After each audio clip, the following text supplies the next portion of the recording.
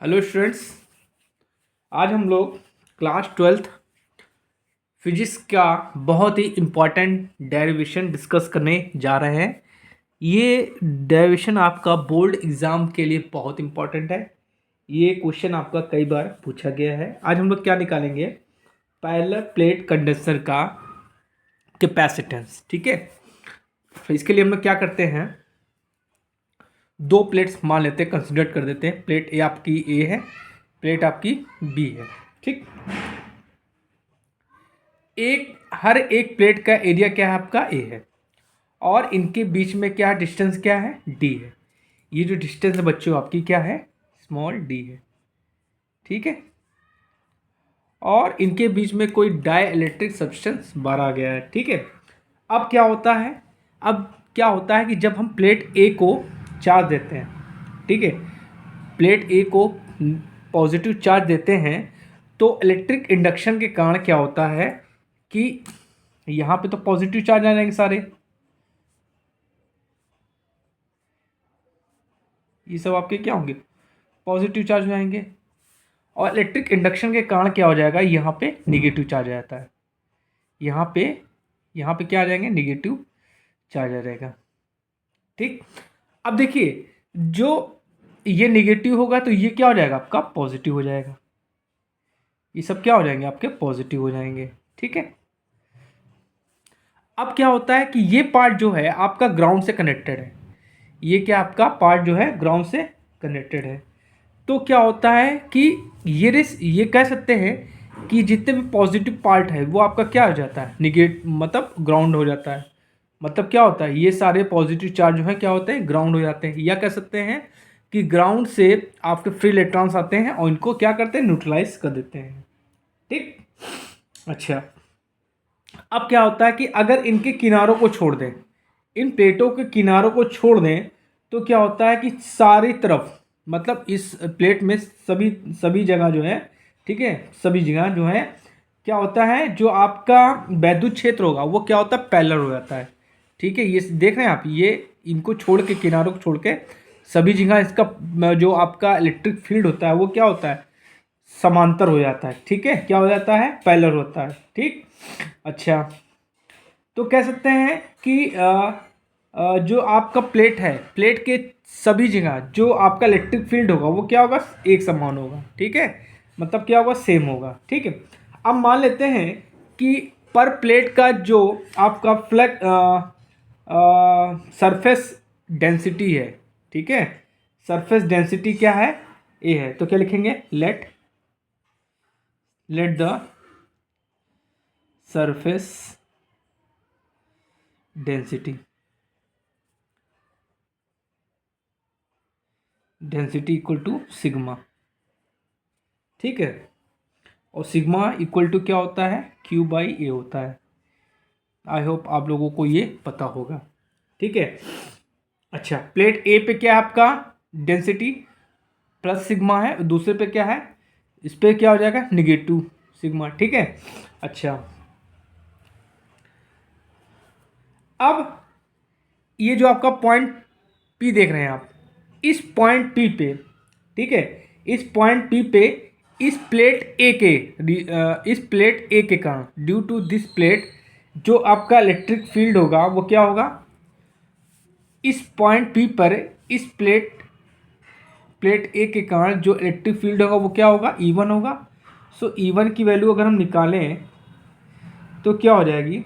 Sigma upon ये हो जाएगा आपका 2k टाइम्स एप्सिलॉन नॉट। ठीक है, और इस पॉइंट पे इस प्लेट के कारण जो आपका इलेक्ट्रिक फील्ड होगा वो क्या होगा?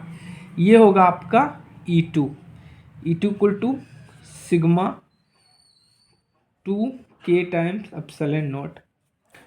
अब इन दोनों का जो रिजल्टेंट होगा वो क्या होगा? E होगा। ठीक है, एक्चुअली क्या है, ये जो आपका इलेक्ट्रिक फील्ड है वो क्या है? एक ही डायरेक्शन में। देख रहे हैं ना, सारे जो इलेक्ट्रिक फील्ड है वो क्या है? एक ही डायरेक्शन में। क्या है? ए से बी। क्या है? ए से बी है। तो इलेक्ट्रिक फील्ड की जो डायरेक्शन क्या है? एक ही डायरेक्शन में है, मतलब ए से बी है। तो इनका जो रिजल्टेंट ई होगा वो क्या होगा? ई इक्वल टू हो जाएगा आपका E1 प्लस E2। ठीक, अब इनको जोड़ देंगे तो क्या हो जाएगा, sigma upon 2K times epsilon not plus sigma upon 2K times epsilon not. तो क्या हो जाएगा, आपको मिलेगा सिग्मा के एप्सिलॉन नॉट के।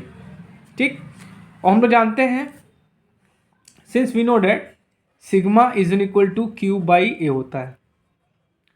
ठीक है, क्यू बाई ए। तो यहाँ पर रख दिए तो क्या हो जाएगा, यहाँ हो जाएगा आपका E is an equal to Q by A epsilon naught के। ठीक, अब अगर हम इन दोनों प्लेटों का क्या निकालें, पोटेंशियल डिफरेंस निकालें। क्या निकालें, पोटेंशियल डिफरेंस। तो लिखेंगे द पोटेंशियल डिफरेंस क्या हो जाएगा, पोटेंशियल इन दोनों प्लेटों के बीच में अगर हम पोटेंशियल निकालें, पोटेंशियल डिफरेंस, तो क्या हो जाएगा, V A minus B B होगा। ये क्या होगा, ये होता है ई इंटू क्या हो जाएगा, डी हो जाएगा। क्या हो जाएगा, ई इंटू डी। ठीक है, अच्छा ई की वैल्यू हमने क्या निकाली है, ये निकाली है। तो रखिए आप क्यू अपॉन ए एप्सिलॉन नॉट के, ये हो जाएगा आपका डी। ठीक, अच्छा हम लोग जानते हैं कि Q इक्वल टू क्या होता है, Q equal to C V होता है, Q equal to C V. ठीक है, तो यहाँ पे अगर हम ये वैल्यू, ये जो वैल्यू है V की हमने निकाली है पोटेंशियल डिफरेंस की, यहाँ पर रख दे तो क्या हो जाएगा, C इंटू रखिए V की वैल्यू Q अपॉन ए एप्सिलॉन नॉट के इंटू डी क्यू। अब क्यू क्यू बच्चों क्या हो जाएगा, कैंसिल आउट हो जाएगा। तो C इक्वल टू क्या मिल गया आपको, C मिल गया आपको ए epsilon not D upon sorry A epsilon naught के अपॉन डी। ये होगा कब का, कैपेसिटेंस। क्या आ जाएगा, कैपेसिटेंस। हिंदी में बोलते हैं इसको धारा, धारिता, सॉरी क्या धारिता, ये आपकी आ गई। पैरेलल प्लेट कैपेसिटर की कैपेसिटेंस जो है आपकी ये आ गई। ओके, अब मान लीजिए कि इन प्लेटों के बीच में मान ले अगर आपका जो मीडियम है वो क्या है, एयर है, तो के की वैल्यू फॉर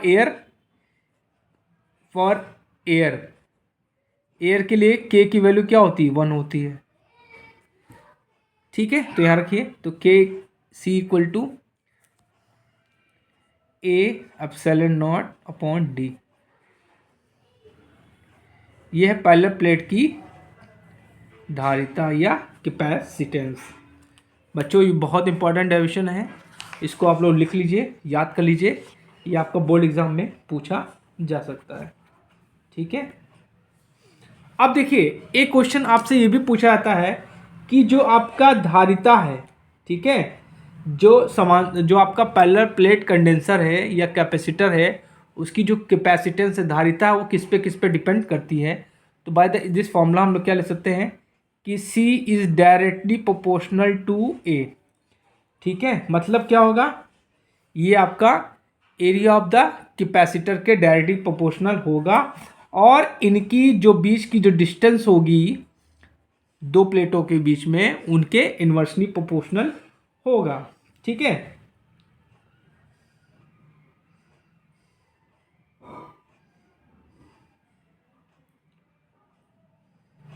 ठीक है, तो ये दो, और जो आपका कैपेसिटेंस होती है वो क्या होती है, मीडियम पे डिपेंड करती है, मीडियम पे भी डिपेंड करती है। ठीक है,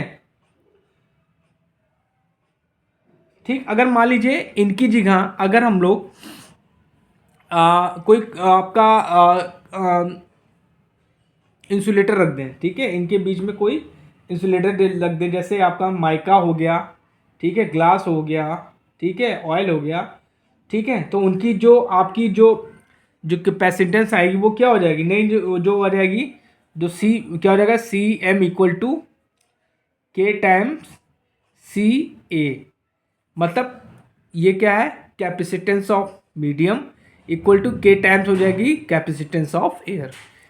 ठीक है, ये आपको 3 फैक्टर्स भी आपको याद करने हैं, इसमें से आपसे पूछ सकता है। ठीक है बच्चों, थैंक यू।